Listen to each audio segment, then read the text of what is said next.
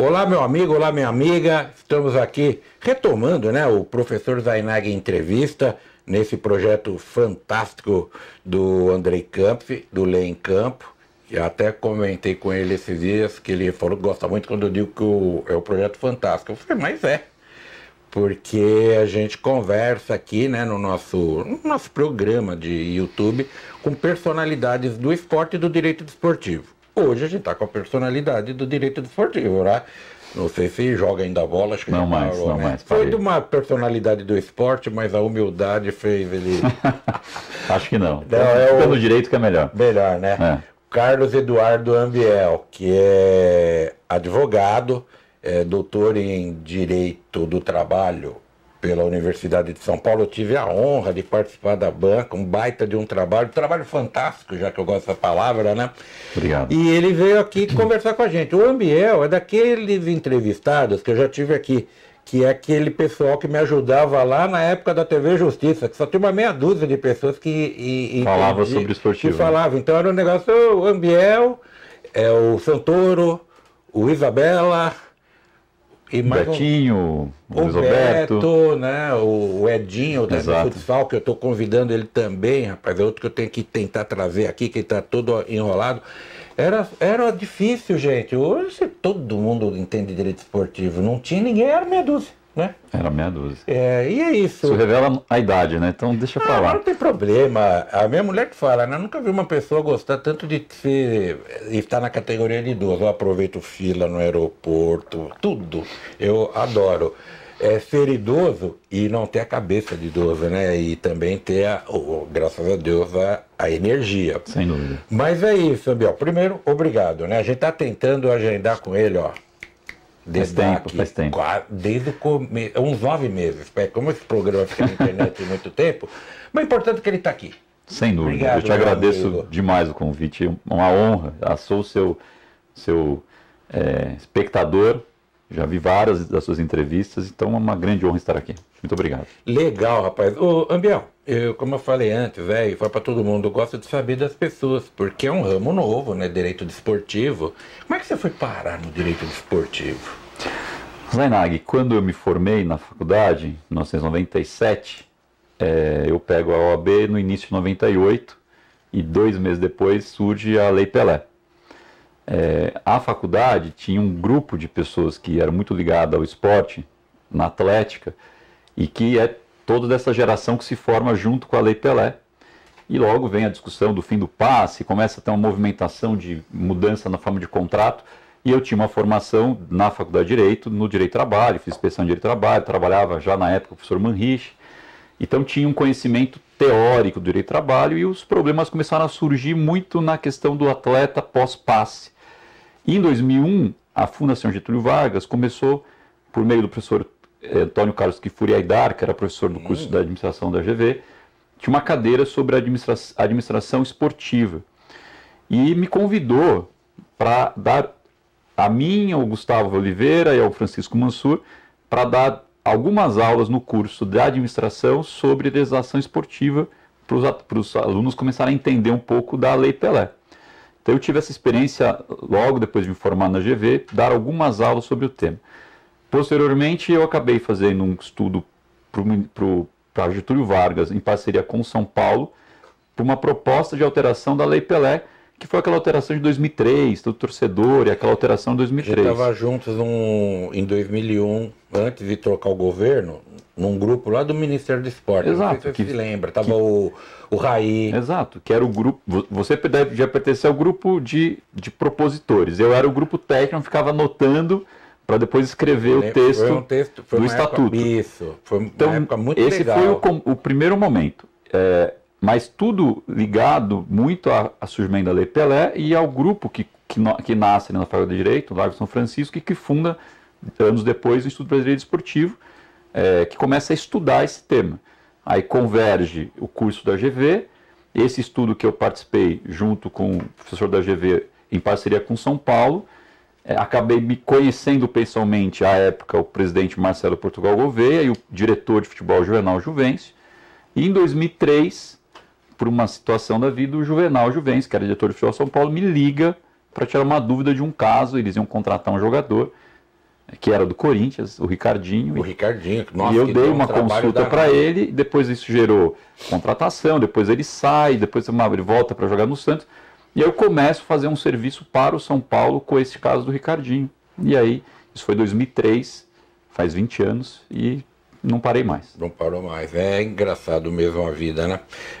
Bom, e hoje você está lá, tem um escritório, né? Sim, tenho um escritório nessa área, sou professor de Direito Esportivo na FAAP há 23 anos como professor, e no esportivo há 12 anos, nós temos o curso lá, e a convite do professor Heleno Torres, eu participo no curso de graduação do esportivo da USP como convidado, e no qual temos a honra da sua participação também. Nossa, a honra é minha estar lá só com essas feras, né? Que a vida é engraçada.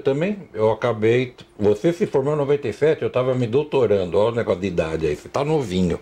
E a mesma história, em seguida publico o livro, vem a Lei Pelé. E eu fiz com base ainda na Lei Zico. Mas aí me diz um negócio.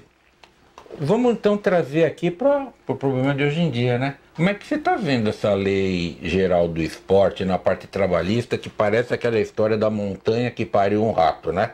Exato. Fizeram um barulho, não sei o que vai mudar tudo, vai revogar a Lei Pelé e no fim nem revogaram. Agora a gente tem que voltar a estudar... Teoria Geral do Direito. Teoria Geral. Eu escrevi um artigo que eu cito muito, para mim ainda é Lindt, né? Mudo de nome, mas a gente das antigas, a Lei de Introdução ao Código Civil. Pode deixar Lei Nacional do Lei Introdução ao Direito Brasileiro. Quer dizer, mudar o nome de uma coisa é mudar o nome do cachorro para gato, né? Que é a mesma coisa. Bom, enfim, eu fiz um artigo baseando nisso. Falei, nossa, tive que voltar a estudar essas coisas. Podia ser mais fácil, porque revoga, pega a nova, a gente não tem trabalho, mas também não tem graça, né? Isso acho que é a grande interesse do direito é você conseguir, a partir das bases da teoria geral, se adaptar à mudança da lei.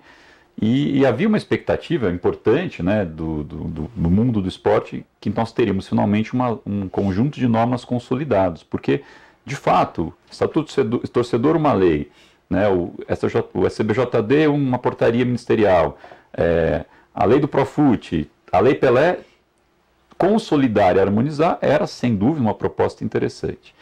Só que com a quantidade de vetos que ocorreu e a não revogação pelo veto, né, do texto que revogava, abrogava, na verdade, a Lei Pelé, nós estamos agora com 2 textos de lei muito parecidos, o que traz mais um desafio para o profissional, que além das diversas fontes que nós já convivemos, as fontes estatais, em direito de trabalho plurinormativista, as fontes privadas do esporte, ativismo esportivo, né? E agora uma dentro da lei estatal especial, ou tem uma geral mais específica para o esporte, temos 2, e aí surge mais uma dificuldade para nós, mas temos que lidar com isso. É que agora a história da idade começa a fazer uma diferença.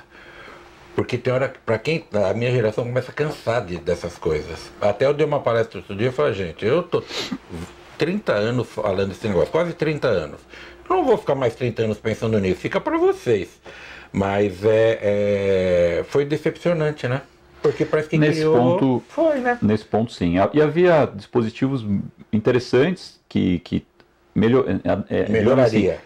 Modernizaria as relações de trabalho por uma realidade do mercado que a lei não retratava, né? Embora a Lei Pelé seja uma lei especial que especifique condições do esporte que são diferentes do trabalho de um trabalhador normal, né?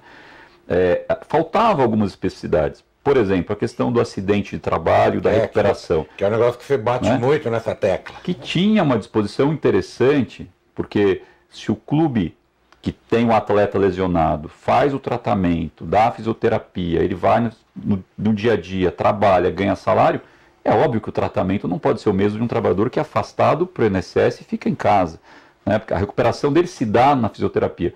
E a lei tinha uma disposição interessante. Neste caso, não se aplicava a regra do 118 da estabilidade. E lá foi revogado, né? Outras disposições que a lei trazia um esclarecimento sobre a questão da cláusula indenizatória na falta grave do atleta empregado. Essa deixou na doutrina uma coisa que para mim é dessa forma. Não colocaram na lei, mas eu continuo achando que o o atleta cometeu justa causa, ele vai embora, não paga multa, é fácil. Então eu vou lá dar um tapa. Eu sou um atleta, quero ir embora, dou um murro na cara do meu treinador, em frente à TV, todo mundo viu, não tem o que fazer, o clube tem que mandar embora e vai embora, e aí vai ser com o Manchester United e o clube não ganha nada. É uma lógica diferente, né? Aplicar a penalidade da justa causa a um atleta gera uma extinção da relação de trabalho e uma perda do vínculo federativo, que é um ativo importante para o clube. Sem dúvida. Então, se o grande atleta do clube se recusa a trabalhar, e nós já vemos vários casos assim, o caso do Robinho em 2003, o caso do Oscar em 2010, né, o caso do Scarpa mais recentemente com o Fluminense, o atleta entra com litígio, ou no Robinho não chegou a ter litígio, mas ele para de treinar com a expectativa de ser negociado. E o clube vira refém. Então, o empregado normal que não trabalha tem a desídia. Então é normal que agride um superior hierárquico, tem a justa causa. E eu não posso mandar embora que eu perco o meu ativo.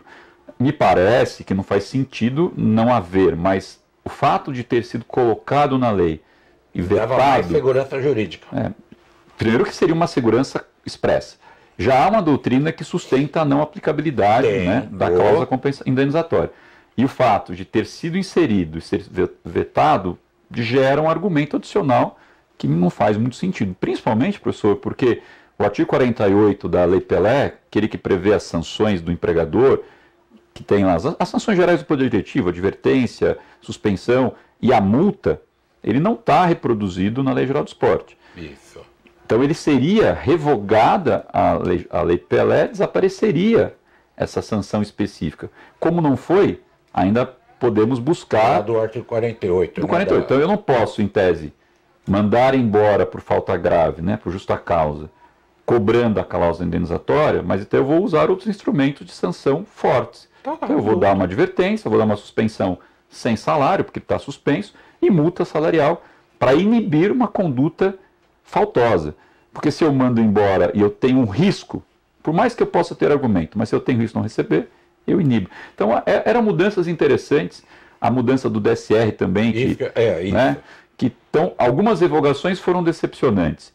Outras, me parece que perdemos a oportunidade histórica de algumas correções que 20 anos depois, com amadurecimento, poderíamos ter melhorado algumas coisas, até conceituais, que ainda estavam equivocadas, e algumas mudanças que de fato foram positivas. Então acho que tem um mix aí de decepção e coisas interessantes. Porque pra gente, nós somos professores, você deve falar o mesmo que eu em sala de aula. Gente, é legal discutir isso aqui, mas tem caso concreto. Nós somos advogados, a gente vê o ser humano de verdade. Estou apontando que aqui é a sala de reunião do meu escritório. É o cara que senta aqui com o problema de verdade. E na academia a gente está, né, falando em tese. Aí tem o clube perdendo grana. Mas eu queria te perguntar, vou perguntar, né? E a jornada noturna? Então, professor, esse é um tema que nós convergimos em relação ao entendimento, né? O horário noturno está previsto na Constituição Federal, então é um direito do trabalhador, e a Lei Pelé não especificava, como fazia a Lei do Rural, né? Um horário especial para o horário noturno. Então havia aquela discussão, será que o atleta profissional que joga no ambiente urbano se submete à regra da CLT das 22 às 5 ou não se aplica? Eu brincava que devia ser do rural, porque joga na grama, agora minha grama é sintética, não vai dar. Exatamente, era uma alternativa, embora também não resolvesse muito, porque começava até antes. E eu sei da sua posição pessoal, no sentido da interpretação teleológica, que o sentido da proteção do noturno é dar vantagem ao trabalhador numa situação de trabalho pior do que o diurno. E que não é o caso do atleta, porque jogar à noite, prospecto físico, é melhor do que jogar durante o dia. Então não fazia sentido uma vantagem. Mas como a legislação não especificava, isso gerava condenações, gerava absolvições, né? Havia uma jurisprudência divergente, e a insegurança jurídica, e o legislador quis lá em 2015 resolver o problema. E fez de um jeito que me parece, de uma certa forma, resolve, mas de outra forma cria um passivo. Porque um jogo como Copa do Brasil, ou Libertadores jogando fora.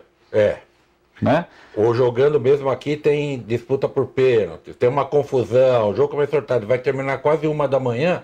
É um jogo uma vez, mas o cara que ganha 3 milhões por mês, essa aí. Porque até então havia uma discussão sobre aplicabilidade ou não com base na interpretação teleológica. Agora que a própria Lei Geral do Esporte estabelece A partir das 23h59, o horário é noturno, com respaldo na Constituição, não há mais para defender que não se aplica. Não tem mais como discutir. Né? Até 23h59 não tem problema. E quando passar, aí tem que pagar. Eu não sei se você foi aluno do Wagner Gílio? Não fui, não o tive Wagner, a honra. Professor, uma honra mesmo. Puta não cara, tive. Ele... Olha, ontem eu estava lembrando nele. Já não era professor quando eu estudei na faculdade. Mas você sabe que o Wagner, o professor Wagner, o nosso... eu vou dizer o porquê que eu pensei nele ontem, mas antes que eu fuja, ele dizia o seguinte: basta um artigo de lei para jogar uma estante de doutrina por terra.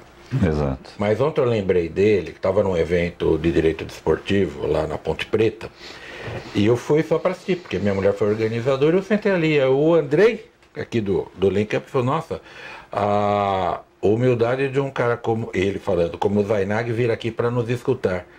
Mas eu pensei, eu tenho um paradigma disso, Wagner Gílio. Eu estava lá, assim, na sua idade, 40 e poucos anos, talvez eu tivesse, acho que 40 mesmo. Foi em 2000, 41, 42 anos. Eu fui falar no congresso da LTR e ele foi lá. Eu falei: professor, eu não vi o nome do senhor aqui. Ele falou: não, mas eu vim para escutar vocês. Sim. E foi como a vida dá voltas. Eu falei publicamente: nossa, a humildade do professor Wagner. Putz, eu tô até incomodado falar aqui com ele. Eu falei: nossa, o mundo deu voltas, agora eu tô do outro lado. Lá também era gostoso. Mas o professor Wagner, além dessas coisas pessoais aí, que era um sujeito muito legal, contador de histórias, maravilhoso. E ele falou isso, ele falou: olha, não tem que discutir. Depois que veio uma lei diz, por exemplo, agora pode ter pena de morte. Mudou, fizemos uma nova Constituição. Você pode escrever o que você quiser, que a pena de morte é errada, que isso, que aquilo, direitos humanos, que Deus.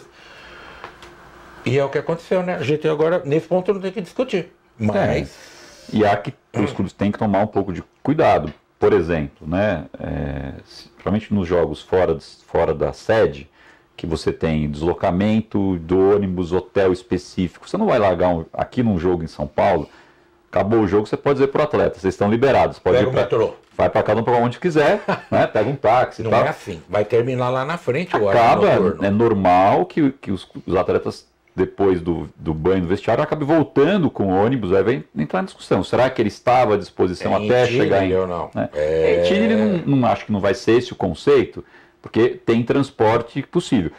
Mas, assim, tem a questão da segurança. E a hora que termina né? o vínculo de trabalho com ele ali. Exato. Mas imagine fora, professor Zainag, um jogo na Argentina, na Bombonera, Palmeiras vai jogar com o Boca na Bombonera daqui 2 semanas, semifinal da Libertadores. Dá para acabar o jogo às 11h30 da noite e falar: então agora vocês pegam um táxi, vão pro hotel, mas a gente se vê no aeroporto? Não dá. Não né? dá. Então, aí nesse caso, até o jogador sair do estádio, junto com a segurança do clube, no ônibus do clube, os batedores da polícia local, chegar no 2 hotel. da manhã. Então ele vai ganhar a audição noturna por isso? É um passivo. Não, é um passivo. É um passivo. E essa discussão nós vamos ter. Essa discussão aqui acadêmica entre nós vai ter na justiça. Não demora muito. E aí o argumento que havia com uma probabilidade já concreta de êxito, porque já havia jurisprudência, né, reconhecendo... Majoritária, pode-se dizer mesmo. Né? Que não é aplicável porque não fazia sentido, não vai mais ter... Isso foi a mesma história lá atrás, quando veio a distinção da cláusula penal em cláusulas indenizatórias, porque já estava resolvido que não pagava. Era unilateral. Se era bilateral ou unilateral. Depois eu e o saudoso professor Álvaro Melo Filho tomamos bordoada de gente que xingava até... Mas foi o mesmo processo, professor, porque a alteração da cláusula penal bilateral unilateral para a cláusula compensatória indenizatória ocorre em 2011. Quando já estava resolvido. E os problemas do TST que surgem lá em 2002, 2003, quando começa a ter as rescisões, provavelmente pela mora salarial, e os clubes do interior tiveram muitas multas excessivas por isso. Alguns faliram por isso. Né? Em 2005 começa o projeto para transformar em 2 institutos que aprovam em 2011. Só que em 2008 o TST resolveu o assunto. Então, quando estava resolvido, veio a lei criando aquilo que em 2005 fazia sentido, em 2011 não fazia mais. E nós tínhamos também algumas coisas na lei geral que já estavam bem pacificadas na jurisprudência e que a transformação de um projeto que começa em 2015 e é promulgado em 2023 também se perdeu um pouco no tempo. Mas por que não vão ali e mexem, né? Até essa redação desse artigo, eu estou tentando lembrar o Marcílio Krieger.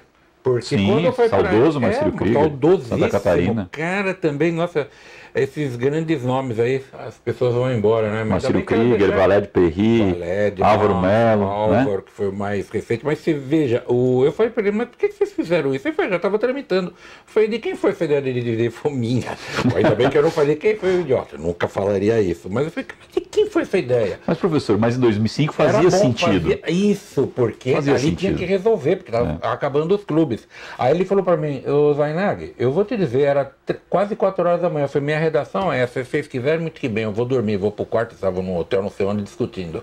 Aí passou. Foi, e aí a jurisprudência muda, né? TST, você lembra qual foi o julgado? Foi do Caputo Bastos, que hoje está aí, um grande líder no direito desportivo, numa ação contra o Fluminense. Que aí o Guilherme caiu. Que foi para a SDI, foi em 2008. Foi em 2008. E eu me lembro que eu liguei para ele e falei, pô, Guilherme, você não quer vir aqui em São Paulo? Eu era no programa da TV Justiça e eu era diretor na Associação dos Advogados Trabalhistas. Eu falei, vem para cá para você falar para os advogados. Ele falou, não quero, não vou, não gosto de negócio de palestra. Hoje é um pai que hoje é um dos grandes doutrinadores do direito da magistratura e do TST. Ele fundou a academia. O Marcinho Alexandre e o professor Sérgio também, que são doutrinadores na área esportiva também. E aí mudou e ficou esse negócio. Quando veio ali, eu falei, gente, mas isso já estava resolvido, por que não tentaram abortar esse negócio? Que daí já foi da confusão. Mas pelo sim, pelo não, até que não ficou tão ruim, né? Não, acho que acabou resolveu. E veja que interessante, a Lei Geral do Esporte mexia novamente nessa questão quando previa que na cláusula compensatória, né, quando o clube rescinde antes do prazo e tem que hoje pagar a totalidade do salário até o final, se o atleta se empregasse novamente, como é o que a FIFA faz hoje, o Tribunal Arbitral do Esporte, você teria uma redução do valor da cláusula compensatória se o atleta fosse contratado para um novo clube. Então era e os atletas protestaram com isso, teve até aquele movimento de tapar a boca, né? E isso foi vetado. Por outro lado, professor Zainag, o artigo 41, letra A, parágrafo primeiro, né? 42, letra A, parágrafo primeiro, que prevê o repasse dos 5%, que é uma receita importantíssima para os atletas, virou o artigo 160, que tinha a mesma disposição, mas esse foi vetado. E aí surgiu um problema. Afinal, os atletas ganharam a questão da cláusula compensatória integral, mas perderam o repasse da Arena, porque se você disser o artigo 42A tem um dispositivo que está tacitamente derrogado por uma nova lei que fala a mesma coisa, só que na nova lei aquele repasse não existe mais. Então, para vocês, para vocês terem ideia dos problemas que nós vamos ter já. Porque ficar batendo papo aqui é hiper gostoso, que a gente vai trocando ideia, vai tomando água, vai falando com vocês. Eu quero ver um outro negócio. Tem 2 perguntas aqui que todo mundo que vem aqui eu quero. E essa história que mudou de desportivo para direito esportivo? Pois então. Qual a utilidade disso? Joga a prateleira toda, começa de novo. Primeiro, assim, são sinônimos, né? Depende da origem que você traz, do inglês ou francês, não muda nada. A gente já tinha uma tradição e aí começamos. Não, agora vamos. Porque o uso maior é do esportivo. Mas na legislação, a palavra consagrada é desportivo. Os institutos de estudo são desportivo. Né? As cadeiras são direito esportivo. A Constituição Federal fala né, do desporto, direito ao desporto. A portuguesa se chama de desporto. É uma mudança que não vai transformar nada de forma relevante e cria uma necessidade de ficar justificando uma diferença que não vai... Poderíamos ter evitado essa. Poderia ter evitado, não é, rapaz? Eu falo, mas por que isso, rapaz? Se fosse lá em 98, professor, acho que faria sentido. Hoje não. Mas hoje, depois ainda bem que incorporou, hoje não mudou. Porque às vezes eu me pego sozinho pensando, pô, será que eu tô ficando chato depois de mais adulto, para não dizer mais velho? Eu falei, pô, mas não tinha necessidade, já está consagrado, é o tipo da coisa que não vai mudar. E não vai mudar, não tem relevância. Direito desportivo. Não tem relevância prática. Não tem relevância prática alguma. Então, para que mudar? Mas, enfim, respeitamos quem fez, mas eu acho que aí não era necessário. Um pouco, talvez mais de vaidade para falar, eu mudei o nome do instituto, eu mudei o nome de cachorro para cama. Não, os institutos não vão mudar. Não vão mudar. Obviamente, a academia não vai mudar de nome, vai mudar, o BBB não vai mudar de nome. É isso. Né? E a palavra torcedor que some da lei e vira espectador, hein? Que você acha de tudo isso? Será que há um primeiro passo para acabar com torcidas organizadas? Não, eu acho que não, porque o texto repetindo o Estatuto do Torcedor, a Lei Geral do Esporte incorpora muita coisa sobre torcida organizada, inclusive regras muito pontuais de criminalização e responsabilização. Até, né? Exageradas, responsabilidade pessoal e ilimitada. Então, se você é membro da torcida organizada, se algum membro da torcida, e lá há uma amplitude grande de responsabilidade civil... A Gaviões tem 120 mil associados. Você é responsável pessoal e solidário pela conduta de um outro associado da torcida? Então é uma presunção de que a torcida é uma entidade geradora de dano. E enfim, não ignorar o torcedor. Então, de novo, por que o espectador? Talvez porque essa ideia, né, de uma transformação do torcedor como espectador, de um entretenimento, um pouco dessa modernidade que a gente não pode esquecer as raízes, né, José Nag? Porque o torcedor, o futebol só é o que é, o esporte só é o que é como indústria, porque na cadeia do consumo tem o torcedor, senão não seria o que é. Não tem. Porque às vezes, rapaz, para matar saudades, eu entro no YouTube e vou ver jogos dos anos 70, que é a época que eu frequentava para valer estádio. Bom, comecei em 70 com meu pai me levando para o primeiro jogo, mas os estádios lotados, aquela festa de bandeiras, começou a tirar bandeira, certos gritos, com razão, não podem. Outro dia eu fui dar uma palestra, não vou falar qual GED, não é da USP, mas fui numa faculdade e uma aluna disse o seguinte: por que a pessoa vai no estádio e xinga jogador, xinga juiz de palavrões? Isso tem que ser abolido, nós temos que fazer uma campanha para acabar com isso. Eu falei, minha filha, então eu não vou mais no estádio, se não for para xingar, que graça tem? Cultural, né, professor? Porque Cultural. você falar da mãe de um juiz, você não está querendo dizer que ele exerce aquela profissão, é só uma forma de desabafar. Mas da mesma forma que você vai ao estádio e abraça pessoas que você nunca viu na vida, de forma genuína, para uma felicidade que é coletiva. Coletiva. É uma característica do esporte. Eu conheci pessoas que discriminavam certo tipo de pessoas e que na hora de um gol abraça o cara, beija e tanto é o lado bom. Agora, estão querendo fazer do futebol um negócio que vai acabar espantando o público. E torcida organizada ela já está bem segregada mesmo, né? Eu vou falar pelo Corinthians. O São Paulo ainda tem a arquibancada, né? Que é onde eu mais frequentei quando garoto. E ali chegava a ter o que cabe todo... Era meio a meio. O que cabe hoje em todo o estádio do Morumbi era só na arquibancada no meu tempo de garoto. 60 mil pessoas. Eram 120 mil capacidade. Era, isso para folgado, né? Que eu cheguei aquele Corinthians de Ponte Preta de 77... Está escrito que tinha 146 mil pagantes, tá? E mais uns 50 mil que não pagaram. Que aquilo foi até hoje eu não consigo. Eu falo, Deus realmente é brasileiro. Que o Brasil não teve um acidente sério nos nossos estádios porque Deus ajudou. Porque o Maracanã com 200 mil pessoas, do jeito que era, Morumbi com 150 mil. Pacaembu, despedida do Pelé em 74 eu estava, tinha 72 mil pessoas. Mas você consegue imaginar o nosso velho Pacaembu com 70 mil pessoas? Não consigo. Era um negócio impressionante. E até hoje eu não sei. Agora a coisa melhorou. Mas torcida organizada está segregada. Lá na Arena Corinthians fica atrás do gol.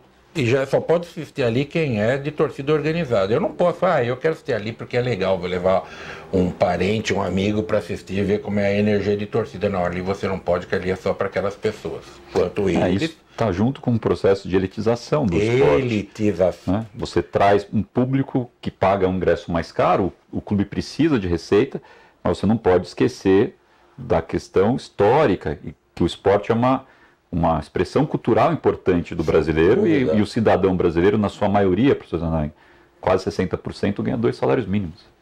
Assim como a gente fala, lembra sempre, né, que a maior parte dos atletas não é milionário, ganha 3 salários mínimos, a maior parte do cidadão brasileiro ganha 2 salários mínimos. Ganha 2 salários mínimos, e é uma coisa impressionante, porque você veja, a torcida organizada é ela que faz a graça do jogo, porque não somos hoje, né, que eu fico em outros setores no estádio. Ninguém começa cântico ali. O cântico vem da torcida, ou lá no Morumbi. Começa lá em cima e desce para os outros cantos, no Palestra, no qualquer time no Palestra Itália, eu chamo de Palestra Itália, mas é o Allianz. No Maracanã é a torcida organizada do Flamengo, do Fluminense, do Vasco, do Botafogo, que começa os cânticos e o resto do estádio faz. Não é ao contrário. Que se você tirar esse torcedor organizado, o estádio vai virar um jogo de uma plateia de tênis. Porque não é diferente. Já perdemos aqui em São Paulo a rivalidade das duas torcidas competindo, né, com cânticos durante o jogo. Sem dúvida. Que era um espetáculo. A gente se preparava, como eu fui... Daqui a pouco vamos perder a própria geração espontânea da torcida como é. Óbvio que a questão da violência é importante, tem que ser observada, mas não podemos ignorar a nossa cultura, a nossa história, né? Cuidar para isso também. Está, porque perde a graça, né? Porque se você, vamos supor, falar palavrões no estádio é falta de educação. Tá bom. Então não pode mais xingar. Não pode ter cantos homofóbicos, sem dúvida. Não pode ter cantos discriminatórios de raças. Mas isso no Brasil nunca teve.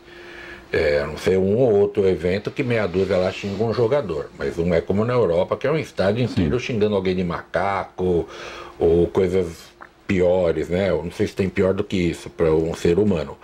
Mas tudo bem. Aí eu tô plenamente de acordo, mas começar a querer ficar todo mundo sentado, não pode mais ficar em pé, melhorou em certos pontos, mas se você tirou aquele negócio, né, do futebol, você vê, o futebol tá tão sem graça que onde o goleiro fica hoje nasce grama, pô. Exato.